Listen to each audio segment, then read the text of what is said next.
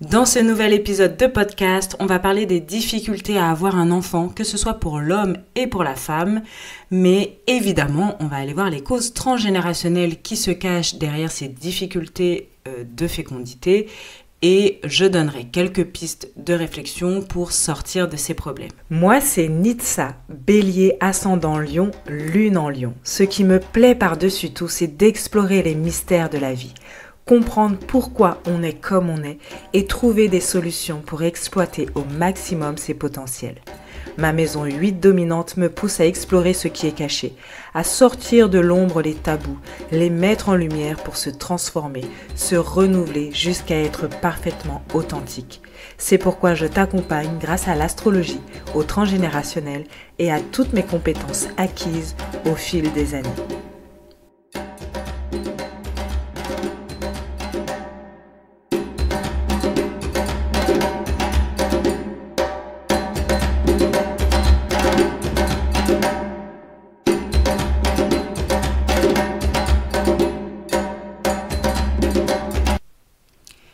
Bonjour et bienvenue dans ce nouvel épisode de podcast. Donc comme je l'ai dit en introduction, on va parler des problèmes de fécondité, disons des troubles de fécondité et on va les lier au transgénérationnel. Donc on va aller chercher les causes transgénérationnelles de ces troubles de fécondité. Alors, bien évidemment, comme d'habitude, ceci est un podcast, donc tout ce que je vais dire n'est pas vrai par rapport à ton histoire. Ton histoire mérite d'avoir un regard, de prendre du recul, de mettre en contexte plein de choses. Ici, ce sont des pistes de réflexion à remettre en contexte, évidemment, dans chaque clan familial, dans chaque histoire familiale. Tu peux avoir des problèmes qui ne sont pas du tout liés avec tout ce que je vais dire, mais les raisons que je vais donner entraînent souvent des troubles de fécondité. Donc attention, on ne dramatise pas, on ne s'invente pas non plus des secrets de famille, des troubles dans l'arbre généalogique ou je ne sais quoi. Ok, je donne des pistes de réflexion pour que tu puisses chercher dans ton arbre généalogique, au sein de ton clan familial, des causes peut-être aux troubles de fécondité ou pour aider des personnes que tu connais, des personnes de ton entourage. Ok, alors, maintenant que c'est dit, les causes physiques et psychiques sont liées. Le corps, il réagit à ce que il se passe dans notre mental. La plupart du temps, ok, la mémoire du corps, on la connaît. Quand il y a un trauma, ça s'imprègne dans le corps. Et donc, souvent, ce qui se passe dans notre mental va s'imprégner dans notre corps et tout ce qui s'imprègne va être transmis par la suite aux générations suivantes. Donc, pour commencer, on peut dire que, de base, une relation à la mère peut avoir entraîné des troubles de fécondité. Quand toi, donc là, c'est pas du transgénérationnel si ça te concerne toi, mais toi ou quelqu'un, un ancêtre de ta famille, a eu une relation assez difficile avec sa mère, quand elle est marquée par de profondes souffrances, et c'est pareil pour les hommes, avec leur père, du coup, eh bien, il peut y avoir une peur de devenir mère ou de devenir père lorsqu'il s'agit de l'homme. C'est parce que la personne aura peur de répéter ces schémas, de répéter, d'être finalement cette mère horrible ou d'être ce père horrible. Donc là, c'est pas du transgénérationnel, mais parce que si ça avait été du transgénérationnel, eh bien, tu ne serais pas là en train d'écouter, puisque du coup, ta grand-mère ou ton arrière-grand-mère n'aurait pas fait d'enfant, et fin de l'histoire. Non. Mais bref, c'est aussi pour ramener à ton présent, peut-être qu'il n'y a pas de cause transgénérationnelle et que c'est juste ce petit truc-là à régler. Et ne pas voir plus loin que ça. Ensuite, il y a la peur que l'arrivée de l'enfant vienne enfermer le parent. Donc, ça arrive souvent quand, dans la famille, il y a eu un ancêtre qui a vécu l'arrivée de l'enfant comme un enfermement. Par exemple, je ne sais pas, une grossesse surprise qui a obligé à se marier avec quelqu'un pour ne pas subir la honte, puisque fut un temps, si on tombait enceinte et qu'on n'était pas marié, on était, voilà, on était moins que rien. Et donc, obligé de se marier avec quelqu'un pour ne pas subir la honte, mais en fait, ce mariage forcé, c'est un mariage forcé avec quelqu'un qu'on n'aime pas spécialement, on ne se voyait pas du tout faire sa vie. Et donc, c'est subir de vivre toute sa vie avec quelqu'un qu'on ne désirait pas nécessairement. Et donc, c'est vécu comme un enfermement. Et par conséquent, cette idée, cette croyance qu'un enfant enferme est transmise sur les générations d'après, jusqu'à ce qu'il y en ait un qui se dise, en fait, si c'est vécu comme un enfermement, moi, je vais arrêter d'en faire. Les autres, ils l'ont peut-être vécu comme un enfermement et ils ont eu une vie un peu subie et symboliquement où ils se sont sentis enfermés. Moi, pour réparer ça, je vais arrêter de faire des enfants. Évidemment, ça fonctionne de façon inconsciente, d'accord ? C'est une personne dans le clan se dit, tiens, on va arrêter ça, on va arrêter ces schémas d'enfermement, puisque de toute façon, avoir un enfant, c'est avoir une vie qu'on n'a pas choisie, stop, moi j'arrête là les frais, et j'arrête de faire des enfants. L'enfant peut aussi être perçu comme un empêchement. Donc, il y a l'enfermement, il y a le côté, on est obligé d'être avec quelqu'un qu'on n'aime pas, ou on est obligé de je sais pas, faire un travail qu'on n'aime pas, de vivre, voilà, d'être dans ce truc d'enfermement.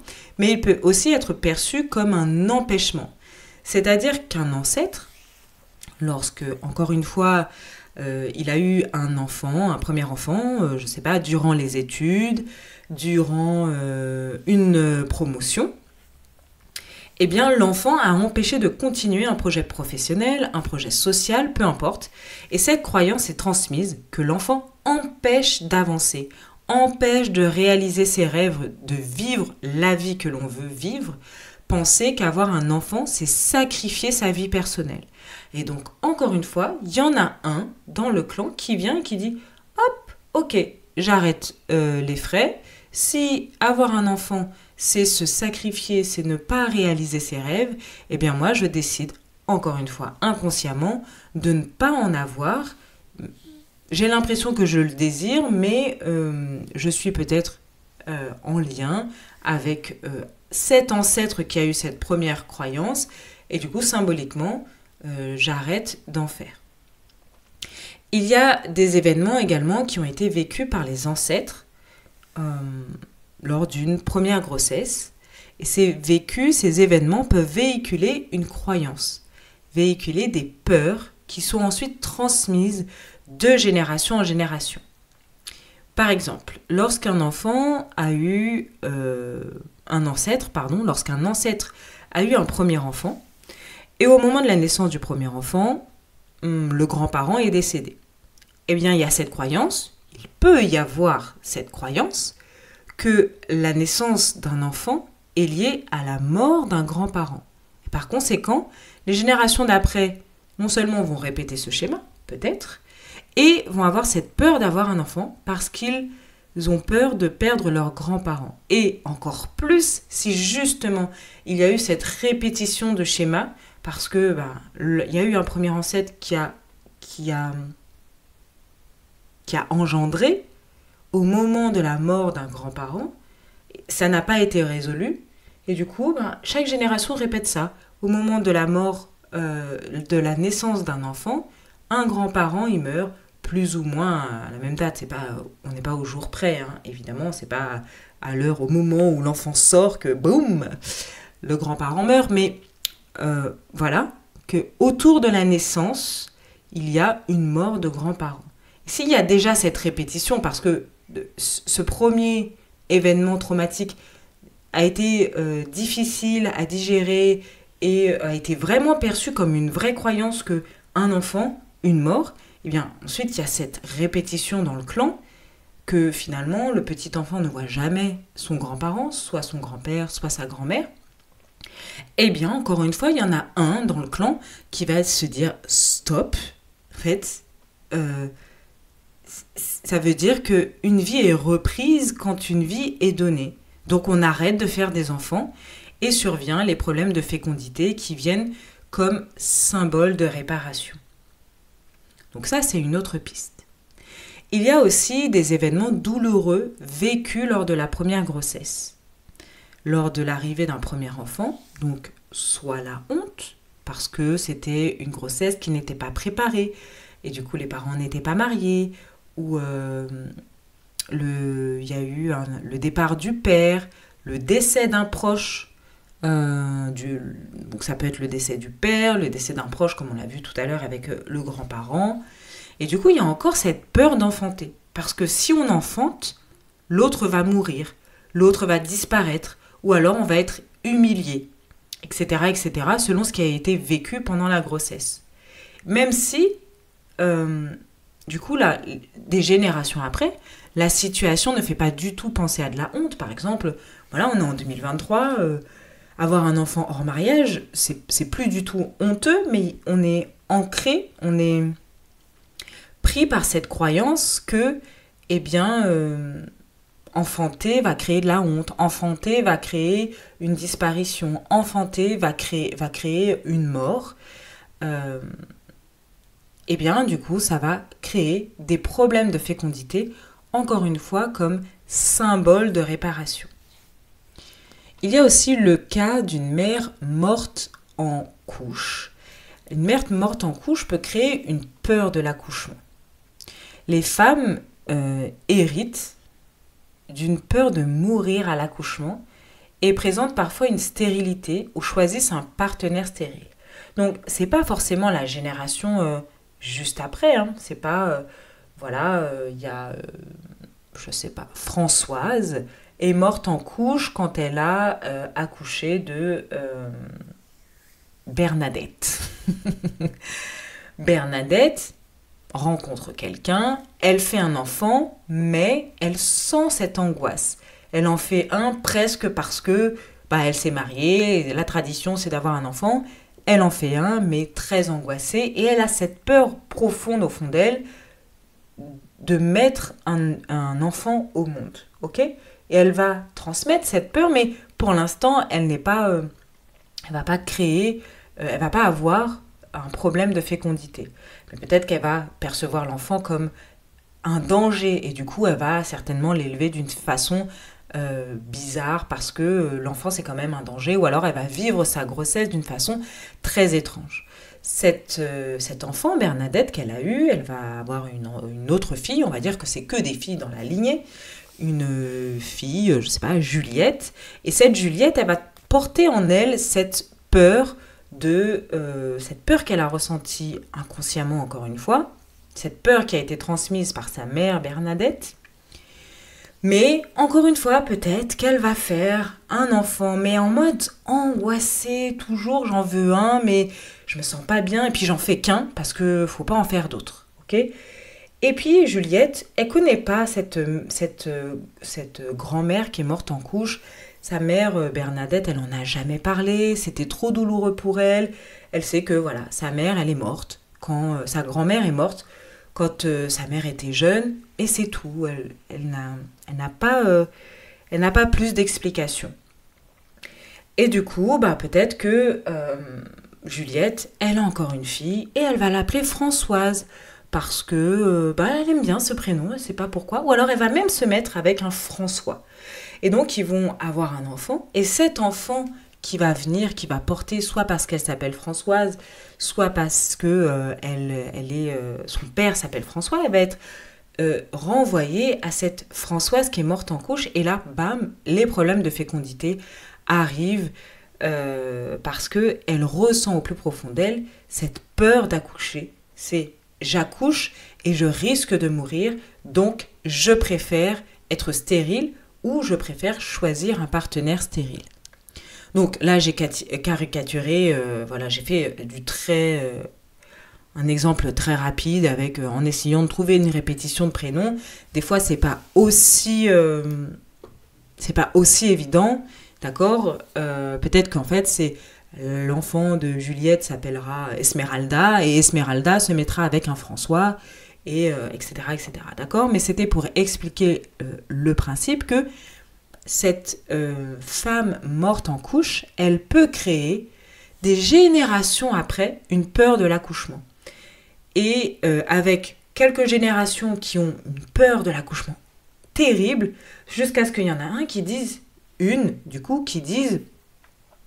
moi je m'arrête là, moi je fais pas d'enfant. Parce que vraiment, là, toute cette peur qu'on engendre de génération en génération, moi je veux pas la subir, donc tant qu'à faire, je ne vais pas avoir d'enfant.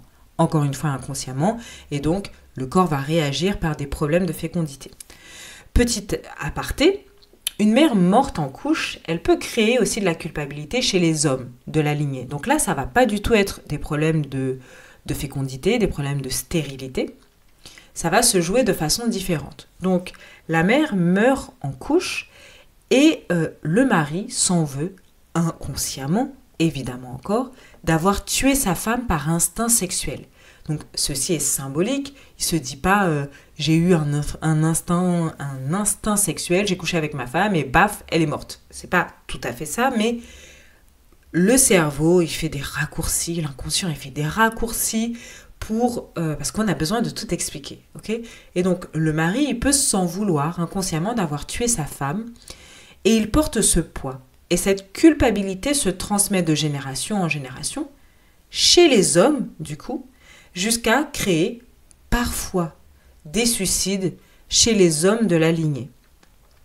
Et évidemment, je mets en garde, comme d'habitude, ce n'est pas obligatoire que ça se passe comme ça. C'est pas parce qu'une femme est morte en couche que dans les générations suivantes, les femmes vont avoir des difficultés à féconder et les hommes vont se suicider.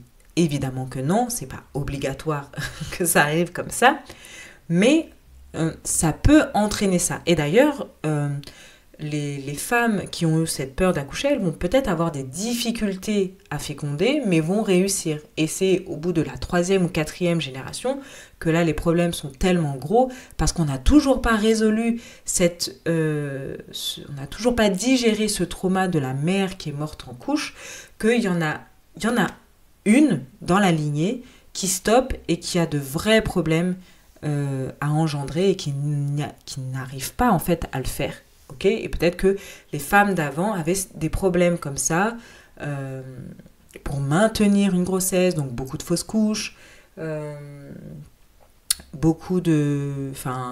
temps très longs pour tomber enceinte, possibilité d'en avoir qu'un seul et pas plus, tomber enceinte qu'à 40-42 ans, etc., etc.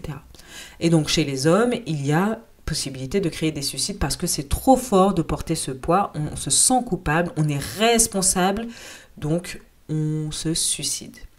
Et donc cette mère morte en couche, c'est très important de redonner sa place. C'est très important de redonner sa place à cette femme qui a disparu, de raconter son histoire pour ne pas qu'elle tombe dans l'oubli et qu'elle fasse vraiment partie de la famille, entièrement.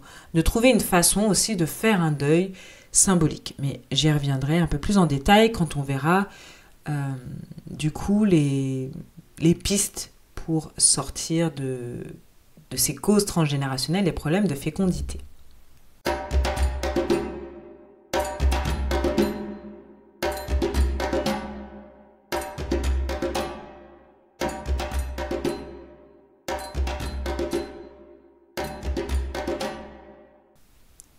Il y a ensuite les problèmes d'abus sexuels, les cas d'abus sexuels. Et donc, dans le cas d'abus sexuels et de pédophilie, sur des filles comme sur des garçons, le traitement de cette douleur peut se faire de façon inconsciente en devenant stérile. Des branches, et là en fait, souvent dans un arbre généalogique, quand on regarde, à un moment donné, quand la parole n'a pas été donnée à ces filles ou à ces garçons sur ce qui leur est arrivé, eh bien, on voit des branches de l'arbre qui sont coupées. La croissance généalogique, elle sera freinée. On peut y voir aussi des cas de célibataires sans enfants. Alors, évidemment, une personne célibataire sans enfant dans le clan, ça ne signifie pas nécessairement qu'il y a eu un abus sexuel dans le clan. Okay, s'il y a une personne, je sais pas, vous êtes 10 petits-enfants et qu'il y en a un qui ne veut pas en avoir, c'est pas forcément un cas d'abus sexuel. Okay, ton cousin qui veut pas d'enfant, c'est pas forcément parce qu'il y a eu des cas d'abus sexuels dans la famille. On relativise évidemment, mais on voit que certaines familles, vraiment, c'est difficile. Soit une grosse partie est stérile, soit une grosse partie se met avec des partenaires stériles, soit une grosse partie reste célibataire sans enfant. Vous savez, tu vois, ces personnes qui restent toute leur vie célibataire, tu les as jamais vraiment vus avec quelqu'un, voilà. Mais c'est pas, encore une fois, pas qu'une seule personne dans le clan. Il y a peut-être, je sais pas, 5-6 oncles, et oncles et tantes, et il y en a qu'une, enfin 5-6 frères et sœurs de la génération de tes parents, et il y en a qu'une qui a fait un enfant, c'est ta mère. Et puis quand on remonte, on regarde, c'est pareil, la génération d'avant, c'est à peu près pareil. Il y en a plein qui n'ont pas eu, plusieurs n'ont pas eu d'enfants, sont restés célibataires ou ont eu des problèmes de fécondité. Et donc là, il y a peut-être une réflexion à avoir, à se demander s'il n'y a pas eu un cas d'abus sexuel dans la lignée qui a engendré une douleur tellement intense qu'on préfère ne pas faire d'enfant pour justement, c'est une façon de protéger. Si je ne fais pas d'enfant, aucun enfant ne sera abusé. Il y a aussi les cas d'avortement et le trauma qui est lié à cet avortement, parce que évidemment un avortement peut se passer correctement, tout va bien, la personne l'a très bien vécu, voilà, l'avortement s'est très bien déroulé aussi, enfin il n'y a pas eu de complications, il n'y a pas eu de trauma lié à l'avortement, d'accord? Là je parle vraiment du cas où l'avortement a créé un trauma. Et donc il y a ce symptôme d'enfant mort aussi. C'est le cas notamment des enfants qui meurent à la naissance ou des nourrissons qui meurent très tôt. Et du coup, la répétition là va se jouer par rapport à la place de cet enfant mort. Si l'enfant mort est arrivé, je ne sais pas, c'était le premier enfant de l'ancêtre, eh bien peut-être que les générations suivantes vont créer une répétition. Dans cette façon de faire, le premier enfant... le premier enfant sera un enfant mort sur les générations d'après. Il y a une génération qui va avoir des difficultés aussi à avoir le premier enfant. Et si l'enfant mort, c'était le deuxième enfant, eh bien les difficultés de fécondité vont apparaître pour le deuxième enfant. Alors que, le premier enfant, tout se passait normalement, tout s'est déroulé normalement, sans difficulté de fécondité. Et puis, le deuxième enfant, on a vraiment du mal. Et donc, il faut aller regarder la place de cet enfant mort par rapport aux ancêtres et qu'est-ce qui se répète là-dedans.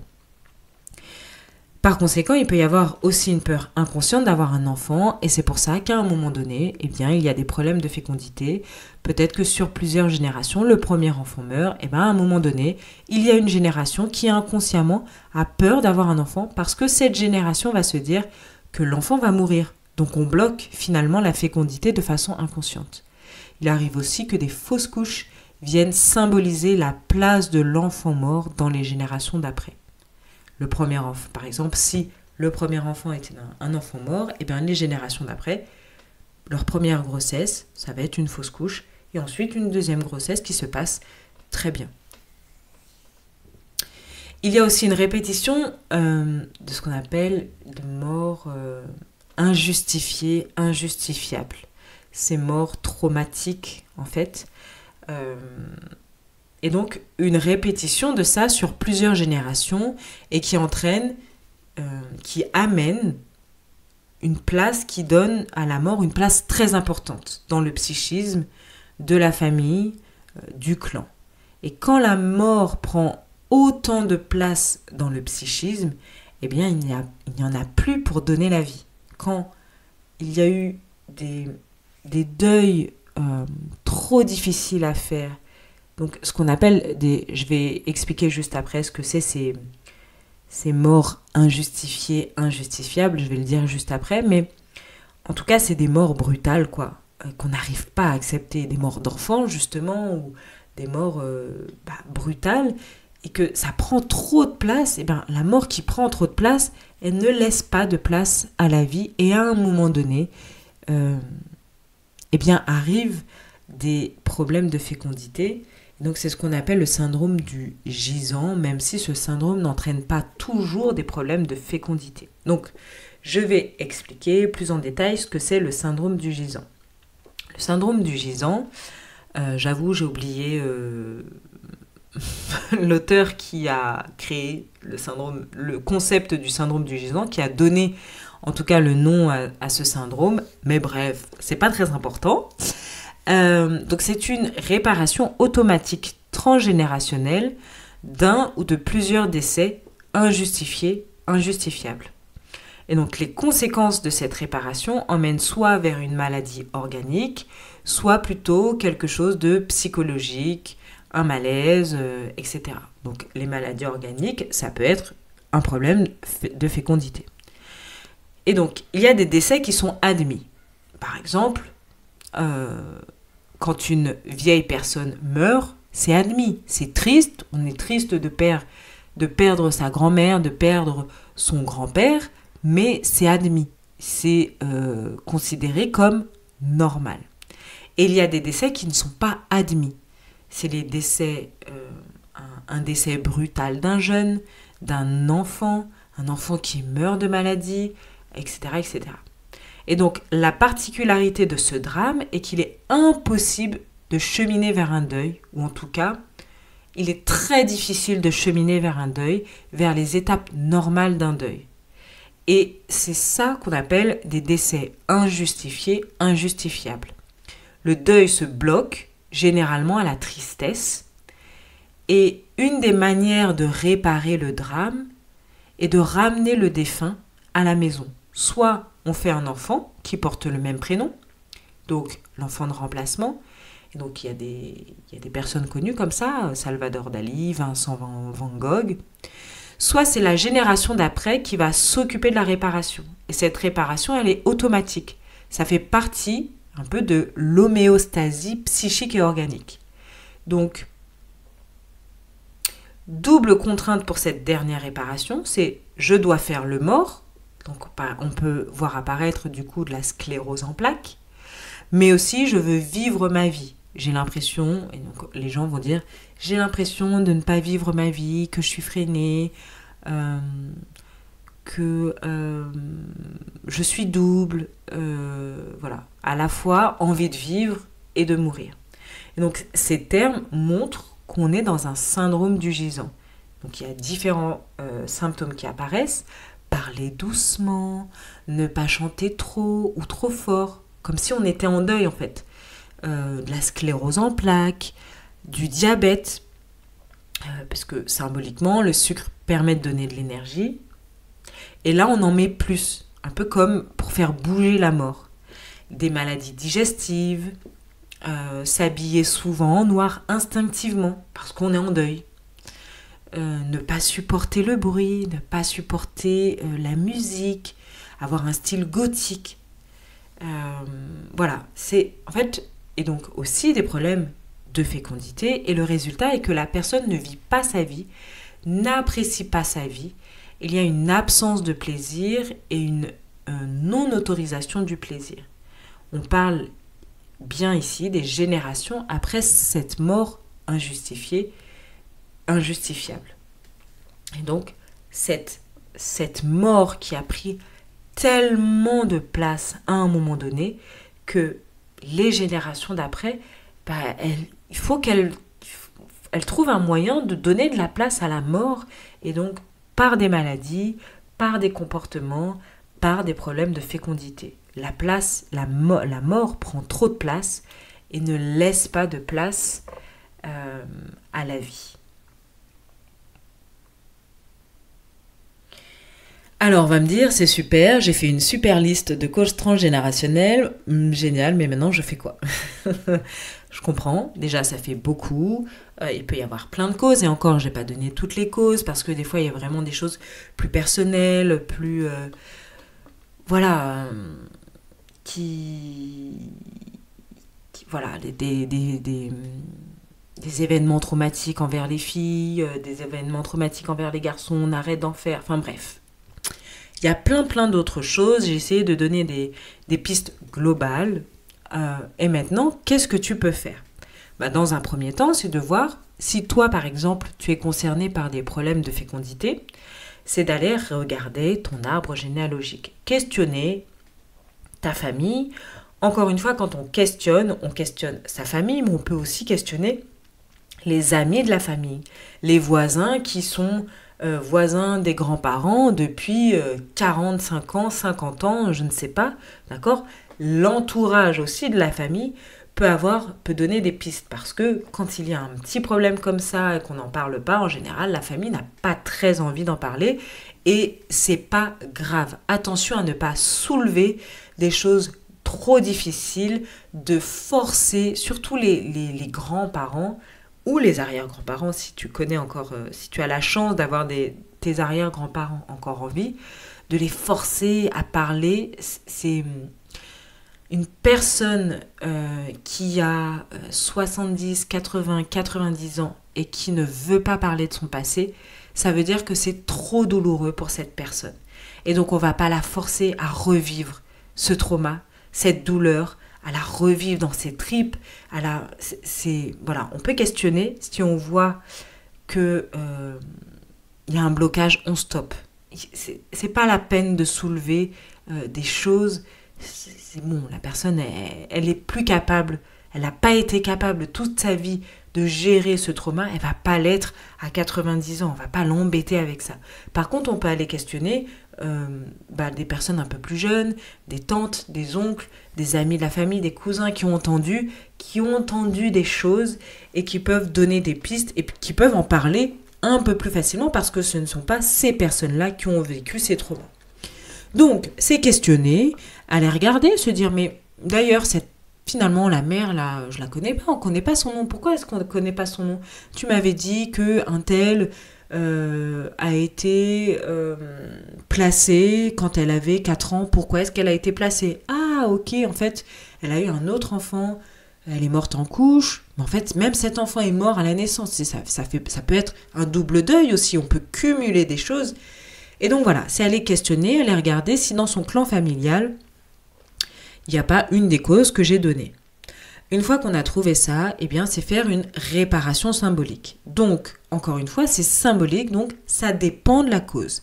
Si on voit qu'une mère est morte en couche, mais qu'on n'a pas donné beaucoup de place à cette femme, on n'en parle pas, parce que peut-être qu'en plus, c'était déjà la honte, c'était honteux qu'elle soit enceinte, elle est tombée enceinte d'un amant, et en plus de ça, elle est morte, on n'en parle pas. Eh bien, redonnez la place. Trouve quelque chose pour entendre son histoire, la valoriser, lui redonner la place. Justement, marquer son nom dans l'arbre généalogique, l'entourer, je sais pas, la dessiner. T'as pas besoin d'être un artiste, une artiste pour dessiner cet ancêtre. Hein. C'est un dessin basique et tu l'entoures d'amour, tu l'entoures de voilà, tu peux aussi cette mère morte en couche, la relier à cet enfant qui est né et les entourer d'amour, de paix, de ce que l'enfant n'a pas eu en fait finalement, elle n'a pas eu d'affection maternelle, de donner, d'envoyer plein d'ondes positives pour redonner de la place à cette femme et réparer symboliquement. Si tu entends qu'il y a eu un abus sexuel, tu peux aller essayer symboliquement encore de rassurer cet enfant qui a subi ça. Tu peux essayer de condamner la personne qui a fait ça, pardonner aussi, c'est très difficile, mais pardonner. Quelqu'un qui a perdu dans les morts injustifiées, injustifiables, essayer de faire un deuil, toi, de partir de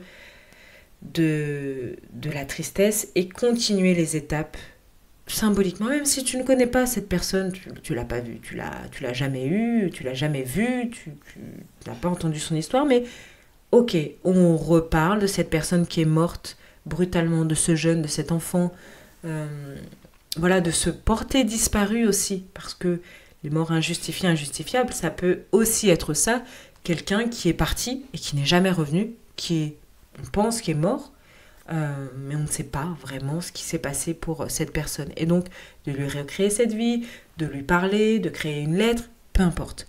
Trouver une réparation symbolique, des rituels propres à ces personnes pour sortir de ça.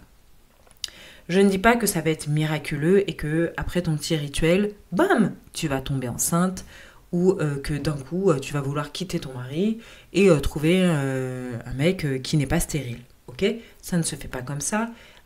Lorsqu'il y a des traumas qui se transmettent de génération en génération, il faut accepter aussi que ces choses-là prennent un peu de temps pour se réparer. Et donc, cette réparation symbolique, elle est symbolique, elle permet une première étape de conscientisation, de libération et d'acceptation du fait que ce n'est pas ton problème. Ceci n'est pas ton problème, c'était le problème de cet ancêtre. Tu aides cet ancêtre à régler ça, tu aides les générations d'après à régler ça, et tu aides surtout ta génération, parce que ta fratrie aussi, à gérer ça et à ne plus être lié à ce trauma qui ne t'appartient pas. C'est une étape très importante, mais ça ne veut pas dire que ça va tout régler. Il y a aussi après une étape, toi personnelle, de libération, d'introspection sur ta vie,